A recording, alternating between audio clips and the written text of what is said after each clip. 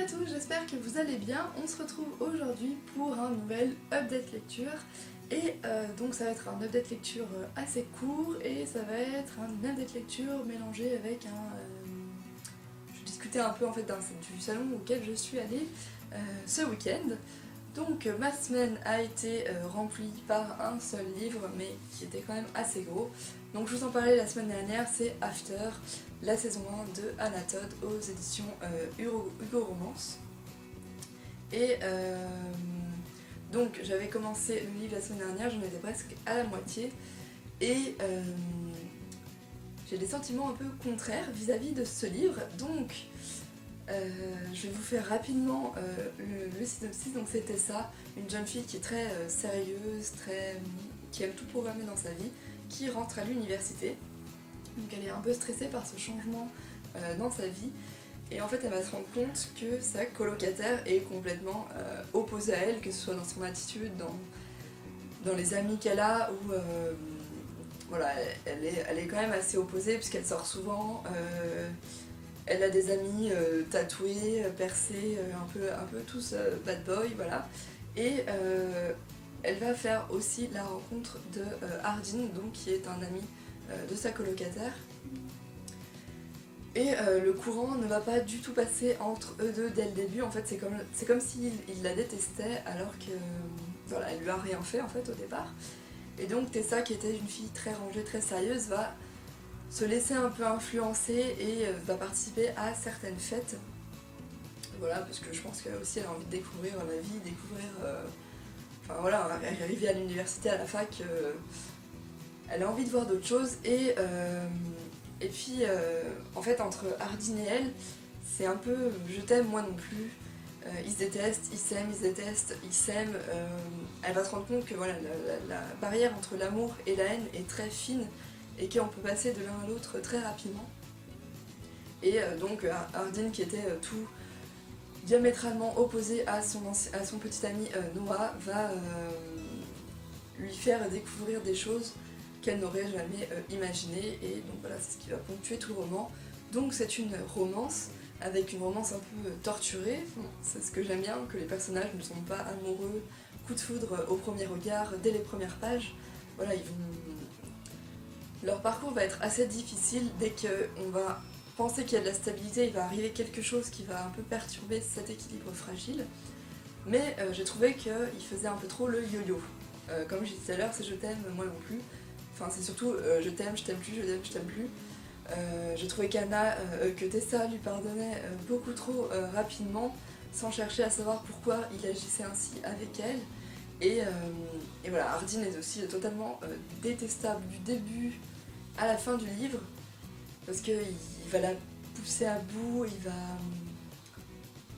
il est toujours grossier avec elle, et puis j'ai l'impression que des fois il est un peu bipolaire, il change de comportement en quelques lignes, d'une page à l'autre. Il est d'une colère effroyable à une tendresse voilà, qui est assez étrange. Et par contre, j'ai quand même aimé ce personnage en certains sens, parce qu'il va faire découvrir en fait à Tessa un monde de sensations en fait, qu'elle ne connaissait pas, parce qu'elle était assez réservée. Elle programmait tout, et en fait il va lui faire goûter un peu au danger, et puis il va voilà, l'amener au plaisir avec beaucoup de tendresse. Il va lui faire découvrir la sexualité dont elle avait jamais fait l'expérience avant.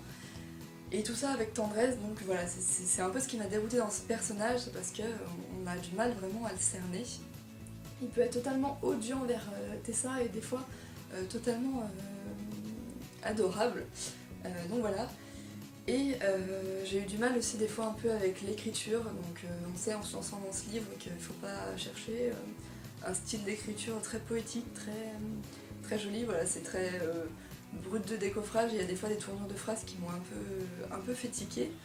Il ne faut pas y chercher de la profondeur non plus dans les personnages, en tout cas pas dans ce premier tome. J'ai pas trouvé qu'on allait au fond des personnages. J'ai eu un peu, enfin je pense que le yo-yo m'a des fois eu un peu du mal, j'ai eu un peu du mal avec, j'arrive plus à parler du coup. Et par contre, malgré ces points un peu négatifs, j'ai eu du mal à lâcher le roman. Le week-end dernier, j'en étais presque à la moitié. Bon, après, il y a eu la semaine où j'avais moins le temps de lire, mais j'avais toujours envie en fait de savoir ce qui se passait derrière. Même si des fois je levais un peu les yeux au ciel en me disant pourquoi, enfin, j'ai l'impression que c'était des gamins qui se disputaient pour rien. Mais voilà, je sais pas, Anatole a réussi à mettre quelque chose dans ce livre qui a fait que voilà, voilà, j'ai été un petit peu mordue en fait, je pouvais pas le lâcher. Et puis il y a cette fin qu'on attend venir et en même temps on sait pas vraiment, enfin on l'attend et en même temps on l'attend pas. Je sais pas comment dire. Qui fait que quand on arrête le roman, c'est difficile de pas prendre le deuxième. Au début, je m'étais dit, je vais faire une pause parce que voilà, j'aimerais bien quelque chose un peu plus construit, un univers un peu plus. Voilà, quelque chose d'un peu plus profond, d'un peu moins léger et puis d'un peu moins yo-yo. Mais en fait, ça a duré que quelques heures, puisque dès le lendemain, j'ai pas pu m'empêcher de commencer directement le tome 2. Donc voilà, qui est encore plus gros que le 1. Par contre là je pense pas le lire d'une traite, je pense faire un peu le lire en même temps qu'un autre livre, parce que si c'est toujours ce yo-yo là, je vais vite en avoir marre et j'ai pas envie non plus de me lasser de cette série, puisque bon, elle a quelques côtés un peu prometteurs et comme il y en a beaucoup qui l'ont aimé, voilà, je veux pas en faire une overdose, donc j'ai commencé ce deuxième tome et pour le moment je sais pas trop quoi en dire. Toujours, il y a toujours ce petit quelque chose qui me fait tourner les pages et j'attends de voir en fait, j'attends de voir ce qui va se passer parce qu'il n'y a pas eu encore de grosses choses qui se sont passées, j'attends de voir dans quoi l'auteur va nous mener, mais j'espère que pendant les 4 tomes ce sera pas du je t'aime moi non plus tout le temps. J'ai donc commencé en même temps un deuxième livre et c'est Alienated de Melissa Landers aux éditions, je sais même pas, Hyperion. Donc je l'avais pris en hardback, c'était Géraldine de Miracle World qui m'avait donné envie de lire ce livre. Et à peine commencé et déjà je l'aime beaucoup. Donc cette fois, dans ce livre-là, donc ça n'a rien à voir avec le New Adult After.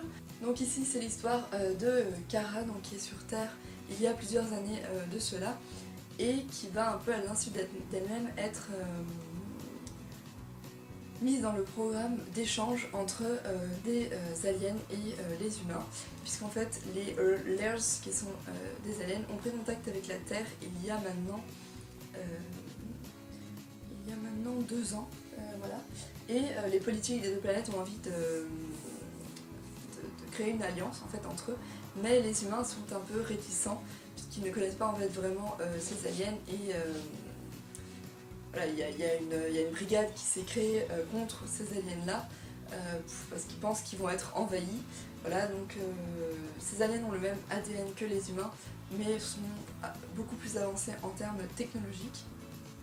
Donc voilà, il y a un programme d'échange qui a été créé pour que des Lairs viennent habiter sur Terre chez des terriens pour voilà, montrer aux gens qu'il n'y a pas besoin d'avoir peur d'eux, qui sont totalement pacifiques. Et donc Kara va accueillir Aelix qui est ici chez elle pendant 9 mois. Donc là j'en suis qu'au début de roman, il vient tout juste d'arriver chez elle. Et voilà, ce roman semble prometteur, même si au début on a beaucoup de vocabulaire qui ne sont pas forcément expliqués et qui